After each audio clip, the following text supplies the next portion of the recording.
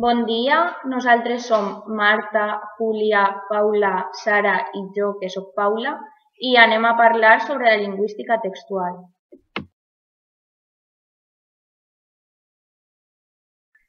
Per començar, direm que va aparèixer gràcies a la retòrica clàssica, que era un conjunt de tècniques per a fer un discurs. El seu naixement va ser a finals dels 60, però quan més es va desenvolupar és als 80.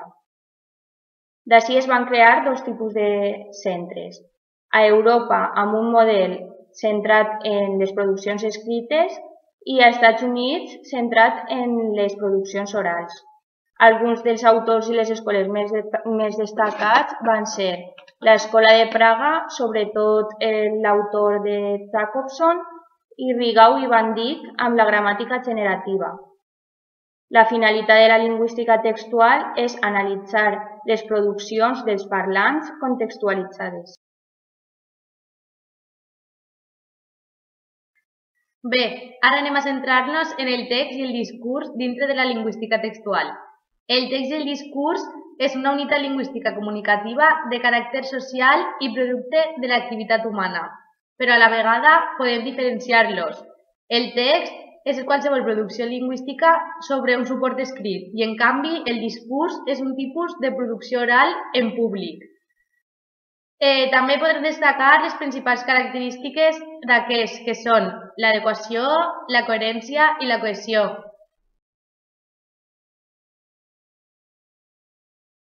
Ara parlarem sobre la competència comunicativa. S'entén com el coneixement de vocabulari i habilitats utilitzant les convencions sociolingüístiques d'una determinada llengua. Quan parlem d'habilitats, volem dir com una persona pot manifestar d'una manera més correcta el seu coneixement. La competència comunicativa té 4 components. El primer, la competència gramatical, inclou el vocabulari, la formació de paraules i oracions i la pronunciació. El següent component, que és la competència sociolingüística, és el responsable de l'adequació al context. El tercer component és la competència discursiva, que inclou la capacitat de crear diferents tipus de textos i interpretar el sentit correctament. I per últim, i no menys important, la competència estratègica, que es refereix a l'habilitat d'utilitzar estratègies verbals i no verbals, com per exemple compensar les dificultats de comunicació degudes al soroll.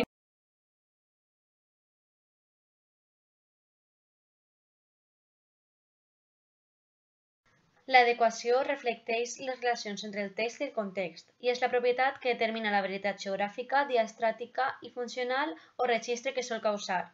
Per això té un caràcter pragmàtico-social. Molt relacionada amb l'adequació hi ha 4 conceptes que voldríem comentar breument, que són la pertinència, la funció del llenguatge, el registre i l'acte de parla. La teoria de pertinència és un model d'anàlisi que intenta donar compte dels mecanismes cognitius que expliquen el processament d'informació i, per tant, la comunicació. Així, la idea fonamental de la teoria és que tots els éssers humans aspirem al processament d'informació que sigui més eficient, i en aquest cas és el que té un major grau de pertinència. Per això, una enunciació és pertinent en un context si té un efecte contextual, és a dir, que la pertinència es produirà quan d'una enunciació feta se'n derivi alguna informació nova, relacionada també amb les informacions contingudes en el context i que se'n pugui derivar alguna conclusió informativa. Per aquesta raó, l'adequació dependrà en gran mesura de la relació de pertinència que s'establisqui. L'adequació també té molt a veure amb les funcions del llenguatge analitzades primerament per Buller i Jacobson. El llenguatge pot tenir 6 funcions, que són la referencial, la expressiva, la conativa, la fàtica, la poètica i la metalingüística. La referencial domina quan el llenguatge vol transmetre una informació, l'expressiva dona en compte l'ús del llenguatge per expressar sentiments o estats d'ànims, la conativa té com a objectiu incidir en el comportament del receptor, la fàtica reforça el contacte entre els receptors, la poètica se centra en l'estètica del missatge i la metalingüística que serveix per a parlar sobre el llenguatge.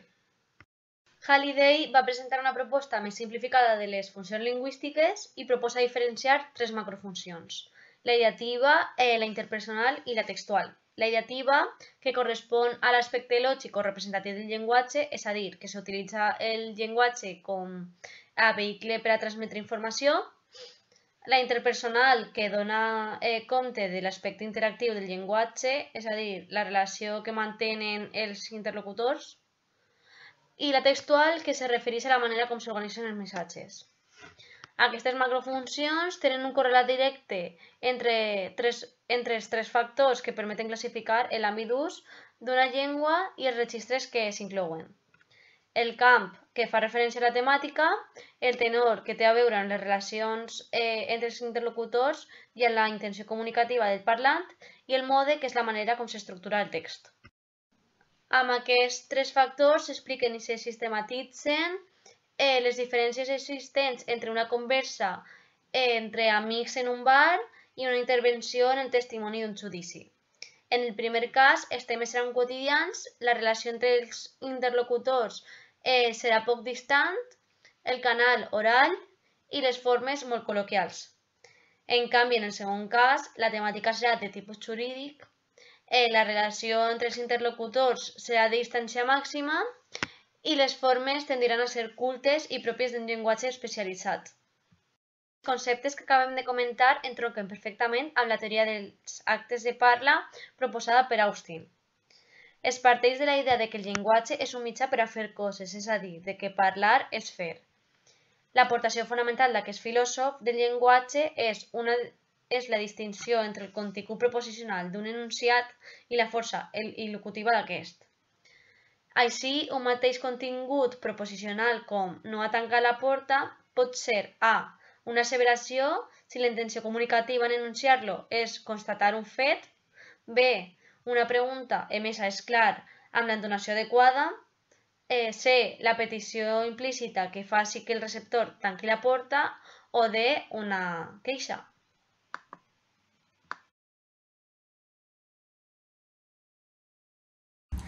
Continuarem parlant sobre la coherència. La coherència és el conjunt d'elements que donen el significat global d'un text. Es refereix a la selecció i organització d'una informació rellevant i irrellevant, on l'organització té que estar estructurada d'una manera que desenvolupi correctament l'eix temàtic o tòpic del text. Aquesta organització també es pot anomenar progressió temàtica. La coherència queda estructurada a dos nivells, respecte a l'objecte, que és el text, en aquest cas estàtic, i respecte als subjectes, l'emissor i el receptor, on és dinàmic, que correspon al procés de construcció del sentit. A més, la coherència pot seguir quatre regles. La primera regla, la regla de repetició, on les oracions del text deuen estar encadenades a partir de la repetició d'elements base. La regla de progressió, en el text vaig aportant nova informació a mesura que vaig avançant. La regla de no contradicció, on cap element semàntic pot estar en contradicció amb el contingut textual. I la regla de relació, on els fets del text tenen que estar en relació amb el món real o amb un món imaginari representat. La informació no prové únicament del text, sinó que també podem recórrer al títol per tindre un referent de significació. El títol pot ser temàtic o remàtic. Temàtic, on ens ofereix la clau sobre el contingut textual, i remàtic, on no és temàtic, sinó que està en relació amb el contingut textual i pot ser com una metàfora o una paròdia sobre el contingut.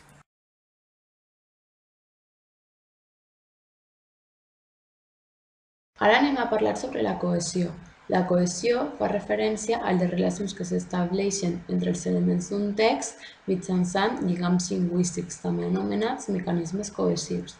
La intenció o l'objectiu principal és que el receptor capte perfectament, d'una manera correcta, el missatge que vol transmetre l'emissor. Anem a parlar sobre els mecanismes de cohesió. Primer tenim l'anàfora.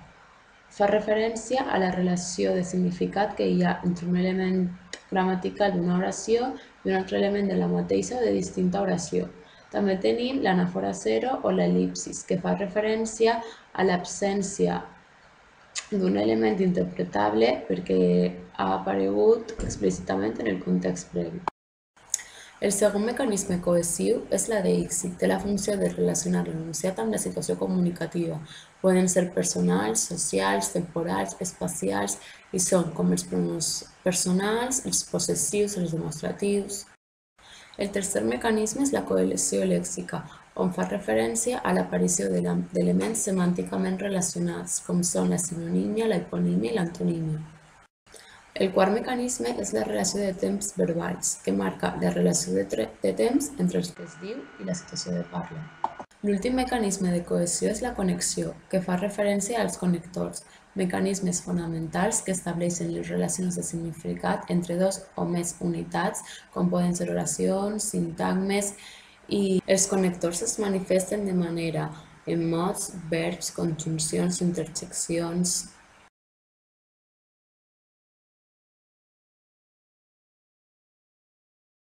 Ara passem a parlar sobre els diferents tipus de tipologies textuals. La primera són els textos narratius que tenen la finalitat de relatar fets o històries. La segona és els textos descriptius que tenen la finalitat de presentar les característiques d'una persona, animal u objecte.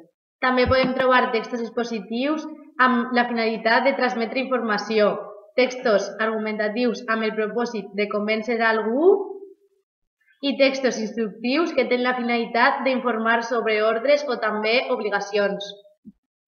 També podem trobar textos retòrics que tenen una finalitat estètica i o lúdica. Textos convencionals, que la seva finalitat és interactuar socialment. I per últim, textos predictius, que la seva finalitat és de fer pronòstics.